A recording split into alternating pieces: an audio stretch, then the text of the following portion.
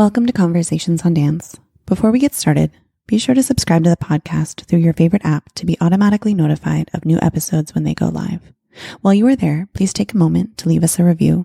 Leaving a review takes just a second and goes a long way in helping us grow the podcast and supports us in this endeavor. We appreciate you joining us today. Now, let's get to the episode. I'm Rebecca King-Ferraro. And I'm Michael Sean Breeden, and you're listening to Conversations on Dance. On today's episode of Conversations on Dance, we have celebrated choreographer Cathy Marston on to discuss her upcoming premiere for Houston Ballet, Summer and Smoke. Cathy tells us what drew her to Tennesse Williams' play as source material for a new ballet, her casting process, and creating to composer Michael Daugherty's original score for the work. If you are in the Houston area, you can attend performances of Summer and Smoke from March 9th through the 19th, with tickets available to purchase on houstonballet.org.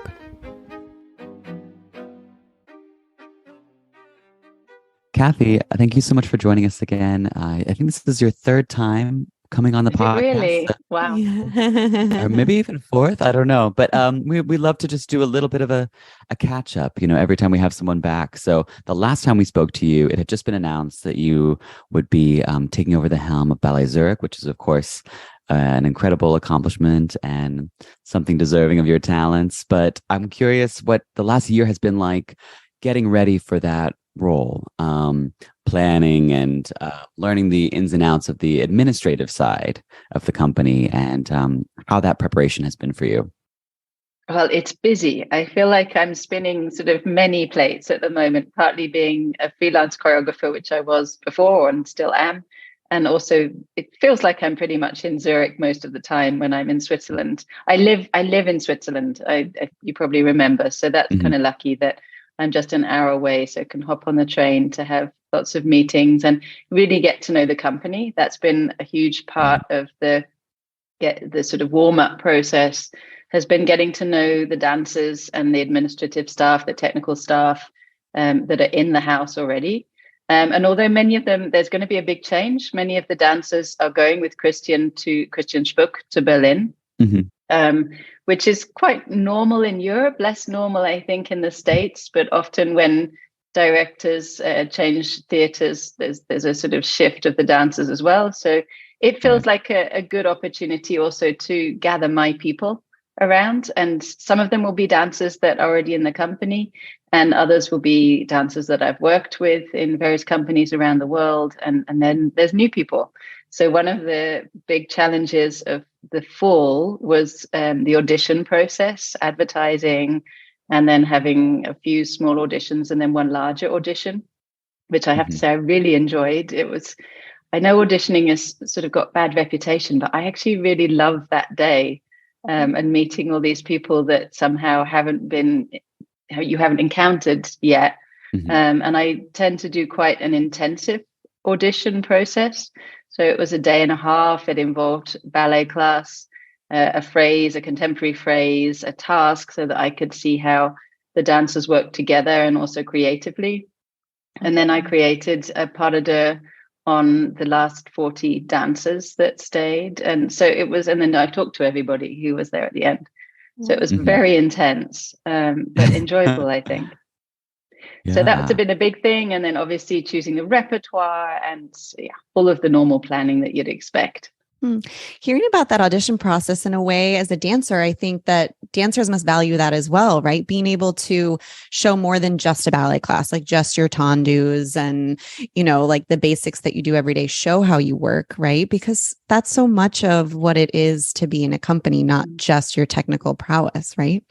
Yeah, I can't do it from just a ballet class. It doesn't make sense to me. Yeah. So I have given a lot of hours to the auditioning process, but even in a private audition, when the dancers come to take class with the company, which has happened a few times, not that often, but sometimes I still make sure that I can give an hour at the lunchtime in the studio with that dancer to work with them. So it's, put in the time, but it's worth it. Yeah. When are you officially taking over the helm? Well, I begin as director in August this year. But actually in March, I will start as a choreographer with the company, which is really a lovely transitional thing. So Christian Spuck invited me with the cellist, the piece that I made for the Royal Ballet before the pandemic, to come and stage that as guest choreographer in his program before I begin as the director in the summer. So that's a really nice sort of smooth exchange, I think. Right. I have to say, it's really interesting to me that you are getting this sort of inside view of the company before you take over. It seems, I don't know, maybe in America, it seems quite rare. Just thinking of, recent examples, oftentimes the director is just kind of dropped in, you're hired from the outside and maybe they've had some prior association, but they don't necessarily know the dancers. So I don't know, it seems like it could be a really big step up. Yeah. I think so, but it's partly the timing. So I was offered the job 2 years and 2 months ahead of starting, which is crazy when you think that many of the recruitment processes in the States and in the UK sort of want you to start then next week. I mean, that tends to be. So, I think that's the big difference. Right. But I have to say, I mean, I would like to sort of thank Christian, because it doesn't always work so smoothly, because, personalities can not groove together quite so well. And I think we both wanted it to be a really amicable and smooth transition from one chapter to the next. And we've made a big effort with that. So I'm grateful for that. Right. I'm wondering if you are able to give us any preview of your first season of programming. No. I thought maybe not. I noticed that it was not available yet. It's all announced in the middle of March. You'll have to wait. Okay. Well, we will be sure to share that with our listeners. We'll be looking up. On another note, I love that you just kind of were very casual, like, I'm a freelance choreographer. When I was looking at the number of places that your work has been done, either a premiere or licensing of an older work, it's pretty breathtaking. Let's see, even I tried to find, I don't even know if I got all of them in, but you have in the past year or so, it looks like Joffrey, Nashville, Cincinnati, Alberta, Atlanta, and Queensland is having a premiere later this year. I mean, how do you juggle all of that? That seems very intensive. Are you involved in every single one of these companies? I have been this year. Yeah. It's been intense. I mean, it was from Of Mice and Men with Joffrey. I can't actually now remember I was in Karlsruhe in Germany with The Suit. And then I was back at Joffrey doing a new piece to Wagner's Siegfried's Idyll. And then, like you say, Snowblind has gone to Nashville and recently Atlanta. So Nashville, I was there for a week to work with them, but they'll premiere it in April when I can't be there. But I was very much in the studio, which was great.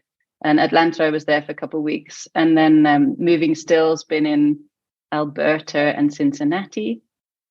Yeah, I think that's what. And then Houston's taken up a lot of my autumn. I mean, that's the big new project. And like you say, Queensland is the next one before I start in Zurich. That's another big project before I become director. Wow. And what does your calendar look like, your schedule? Is that I was thinking the exact insane. It's scary. It's scary. I try not to look at it too much. What are your thoughts in terms, and maybe this isn't something that's totally sussed out yet, but now that you're taking on this new role, what will your freelance career look like? Do you know? Yeah, I mean, I think it won't be as intense as it is right now. I think this year is partly sort of post-pandemic, partly anyway, those pieces were coming out of exclusive licenses. So they started being sold around, and partly squashing in things before I become director. But I mean, I have a contract that allows me some flexibility with guesting. Obviously, my priority will be to create works in Zurich. But I can't announce them yet, but the first piece that I make in Zurich, it will be a full evening piece, and it is a co-production with a company in the States, which I won't tell you any more about yet. And obviously that's a wonderful thing, because I like working on that large scale. But these days, co-productions are really helpful for the budget, basically. And so to be able to create and offer that sort of opportunity with Zurich, with Ballet Zurich, is great. It's wonderful for the other companies that I want to work with. And we'll see. I mean, I think having some works that now can be really revived wonderfully without me. I'm sort of gathering a team of stagers who I totally trust. So that means that some of the works will be able to go to other companies without such intensity in my diary. Yeah, that's something I'd love to hear a little bit more about. Just how you're assembling this team of repetitors and people that are intimately familiar with your work and who you then are able to trust on their own. Yeah, well, it's a challenge. I mean, it's really coming about rather organically from dancers that I've worked with. So, for example, Snowblind has been staged recently by Sarah Van Patten and Ulrich Berghege, who were both San Francisco Ballet principals. They were both two of the leads in Snowblind and retired last summer. And so that's perfect. I mean, they really are the best people to be staging the work.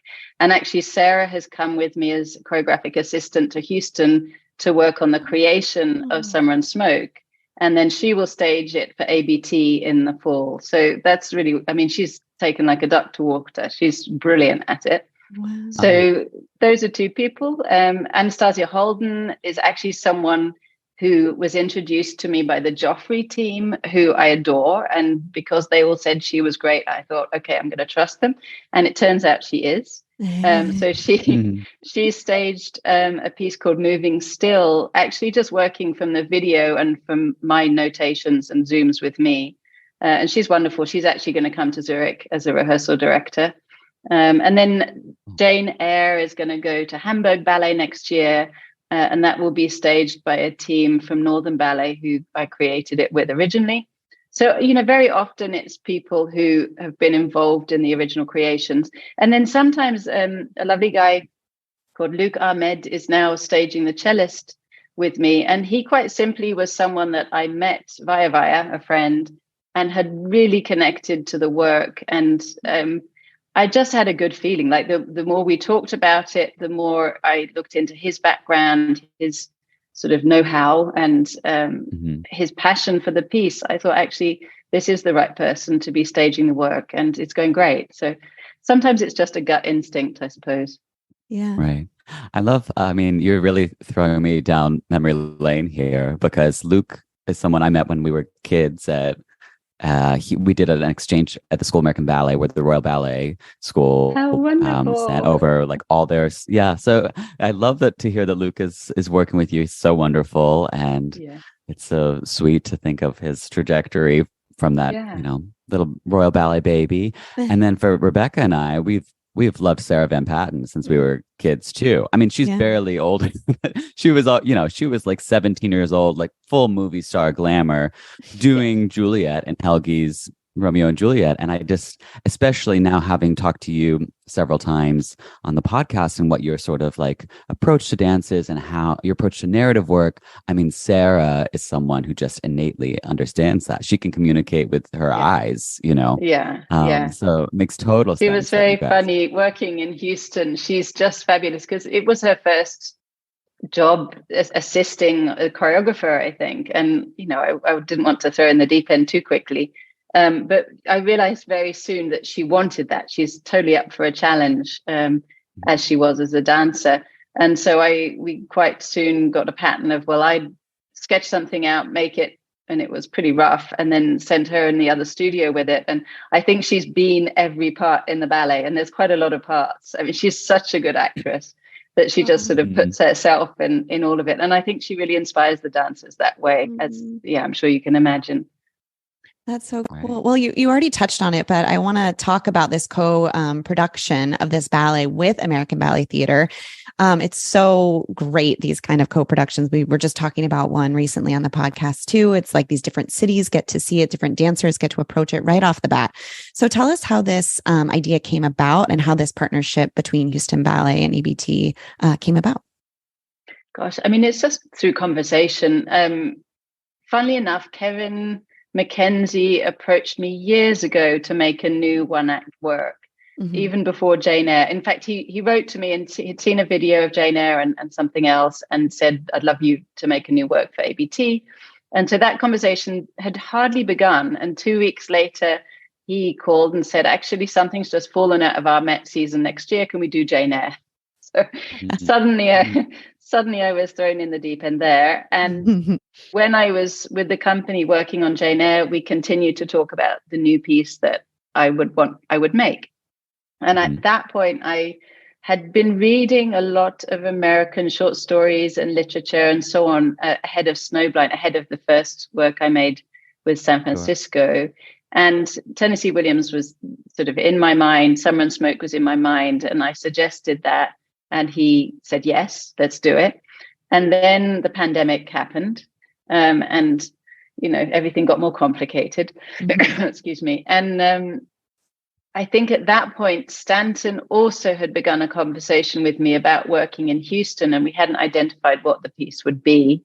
And I began to get the feeling from ABT that it was going to take a while to come back from the pandemic. And Kevin was, I can't remember when he announced his retirement, but it was round about all the same time. And so I suggested, what about making this a co-production? And that suited everybody very well. Sure. And so that's what happened. That's so interesting, because I always think of these sorts of things being like the companies get together and they're like, we want to do something, and it's just really cool that it kind of just happened organically, that it was these two companies that were interested in something from you. And so I love that. And I just wonder, for your process, do you work differently knowing that very soon another group of dancers will be working on this? Or are you still just, I'm in the studio with these dancers, this is what I want for them, and then I can play with it later and always make changes down the road when another company looks at it? Kind of a bit of both. I think, having worked with the dancers at ABT on Jane Eyre, they're in my mind. And I know, I can picture some of them doing the material, but at the same time, the people in front of me in the studio are certainly the dancers that I'm creating it on. I would love to try more of a sort of creative co-production, and that's what I will be trying between Zurich and another company, in terms of maybe creating some scenes in one place and some scenes in another, and really trying to make it more of a shared creative process. But no, I think knowing that I can picture the dancers at ABT in my head, certainly the principals and the soloists, and knowing that, I just have to concentrate on making the work, really. Yeah. Can you talk a little bit more about why Summer and Smoke spoke to you? I feel like Tennesse Williams makes a very easy connection for you. Like, it seems like, if you tell me Cathy's going to make a Tennesse Williams ballet, oh, of course, like that seems like right up your alley. But Summer and Smoke is not a work I was particularly familiar with, and I could see you doing Streetcar or whatever, but why Summer and Smoke specifically? Like, what made you? Honestly, what a great title, Summer and Smoke. I think it's a wonderful title because it sort of intrigues, and yet you don't know what to expect. I think, as you say, everyone knows Streetcar and the Glass Menagerie, and there's some pieces that have, and other choreographers have already created wonderful works or interpretations of them. I wouldn't say I would never do a Streetcar, because what a fabulous piece. But it's first off, that's a full length for sure. And I think with Summer and Smoke, I was looking for a one-act piece, a long one-act. It's turned out to be 60 minutes, but it could have been anything from 45 to 60 was the idea. It's a really simple structure, and actually, for that reason, was criticized sometimes in the past by kind of literary reviewers because it's almost too formulaic. So you have the character Alma, whose father is the local reverend. She's of the church, and she's lives in her mind, and Alma is Spanish for soul, and all of these things. So she basically is soul. And then there's John, who is the son of the doctor, and he's a man of science and lives in his body. And that's quite simplified, and they kind of, despite all of that, are attracted to one another and get drawn to each other, but never quite make it. And because of this tragic unfolding of events, never make it. They move very close towards each other, and then life turns out badly and they move apart. And so they don't quite ever make it together. But along the way, they both learn something about themselves from the other. And I've probably weighted Alma's journey a little bit more than John's in how we're staging the ballet. At the end of the story, John leaves her, says, no, he can't. He's turned to his soul, and she's ready to give him his body, and it's not the right thing anymore. But there's this very odd scene at the end where she's in a park and the traveling salesman passes, and she kind of comes on to him. I mean, she finds it in herself to do the thing that she's been utterly afraid of for the rest of the piece. And not that she needs to be with this traveling salesman for anything more than the time it takes to get off with him, so to speak. But it shows my age, doesn't it? You terminology there. But anyway, but she finds, I guess, the integration of her body and soul. So she transforms. And I think to some extent John too, but I follow that story slightly less right at the end of the piece.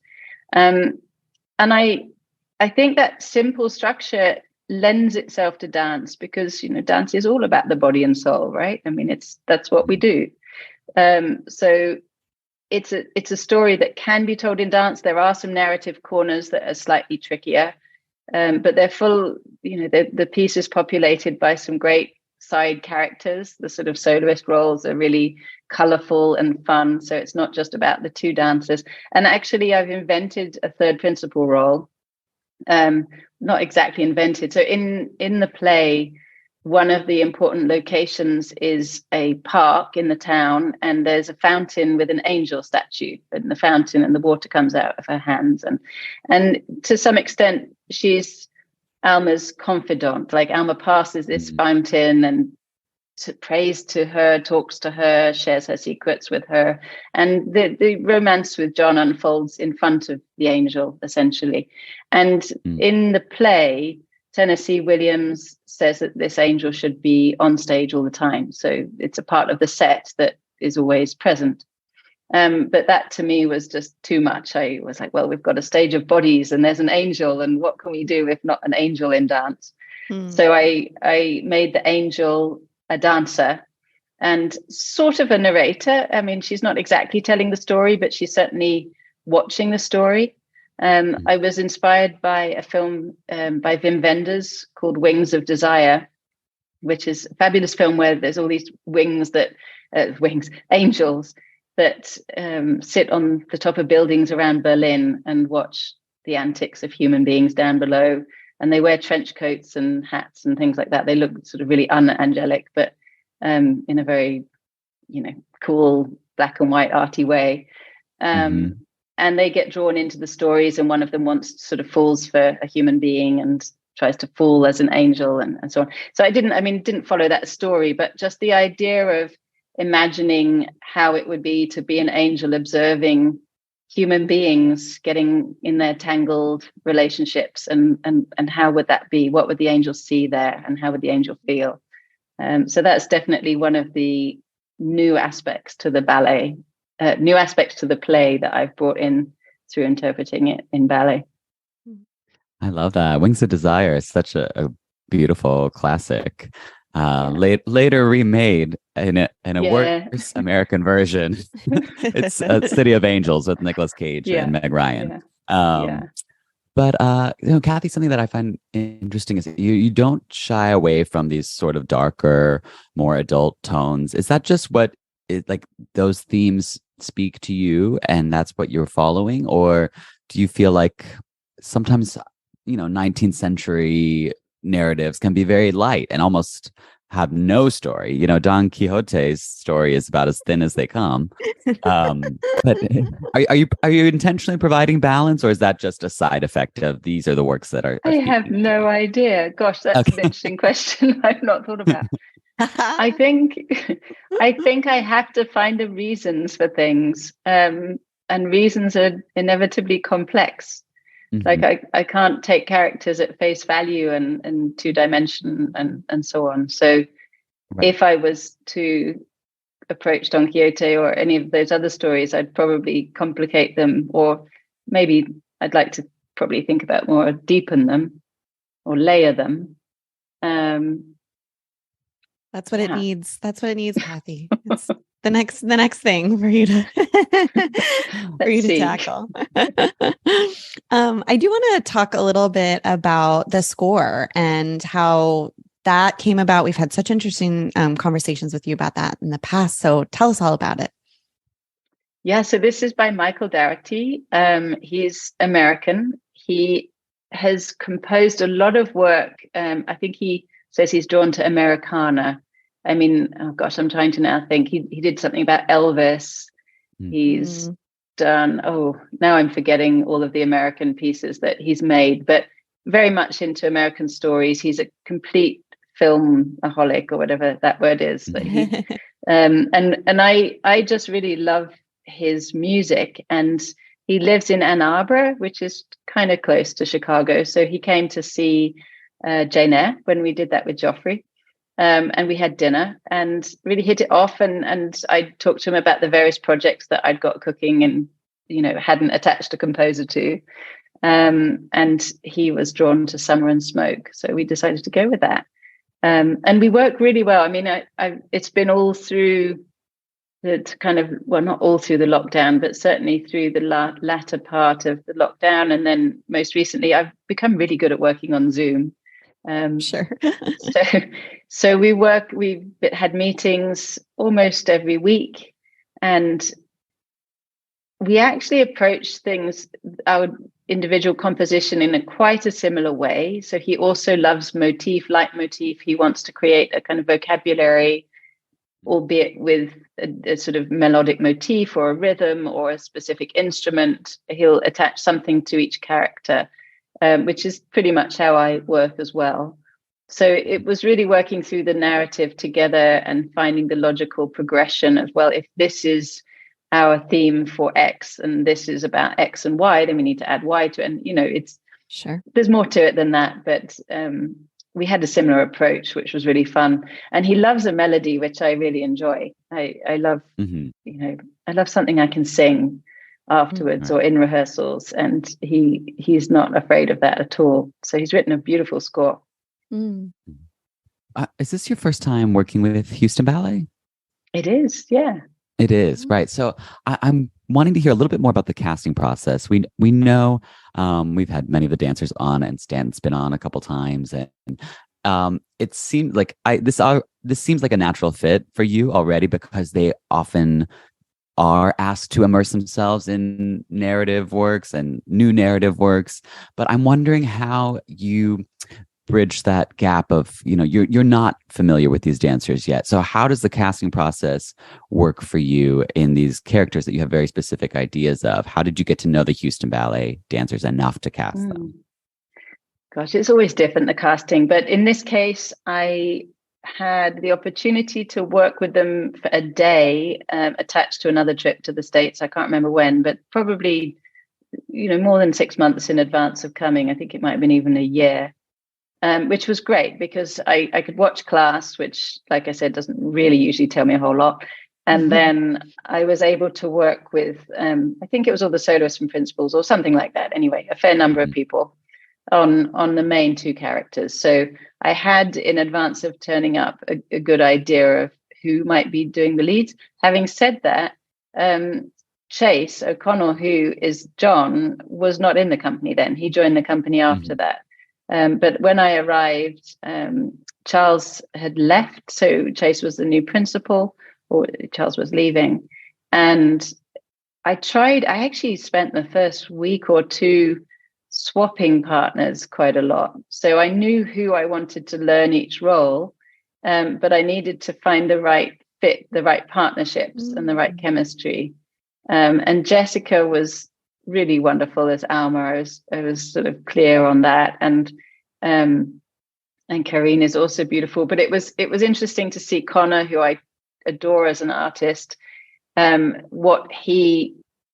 magic that came out of him with Karina versus him with Jessica, and then what Chase did to Jessica. It just changes things. So that took me a week or so to settle down on, but we got there. And then you find surprises, I mean, Melody is just a fabulous Mrs. Wine Miller, who's the mother of Alma and slightly bonkers. And she really ate that up and made it her part. And there were various people that have just, taken the ideas that I offered and run with it. So I think that comes from being a company really led by a choreographer. They're used to the creative process, being given the seeds of something, but then, putting in their own work to make those seeds grow into something quite unique. So I've loved it. Right. Yeah. Can you tell us about the restaging process that will be happening at ABT, and if you'll be able to be involved with your new with your role at Zurich officially taking off by that point? Yeah, well, I won't be there for as much time as I would have liked, to be honest. But I think it's actually fine. It's more than fine. Sarah's going to be amazing. She's just great, as I've mentioned, and she's going to be joined by two of my assistants in Houston, Ian and Chris, who have also been wonderful. I have to say, the whole team in Houston's been great. So they've been very kind and helped made it possible for Chris and Ian to join Sarah. Sarah will lead the whole process, and I'll be there at the end for the last week in the studio, and then of course for the staging. So yeah, I think it'll be great. When will that be in New York City? Do you know off the top of your head? It will be October 25th next fall. Wonderful. Beautiful. Well, Cathy, thank you so much for joining us. And we are so jealous of everyone in Houston. And I know I'll be waiting for the production in the fall. I'll be able to see it. But it's always such a pleasure having you on. And we hope all of our friends in the Houston area can come out and see what is sure to be a really incredible evening. Thank you. Lovely to chat again. Thank you.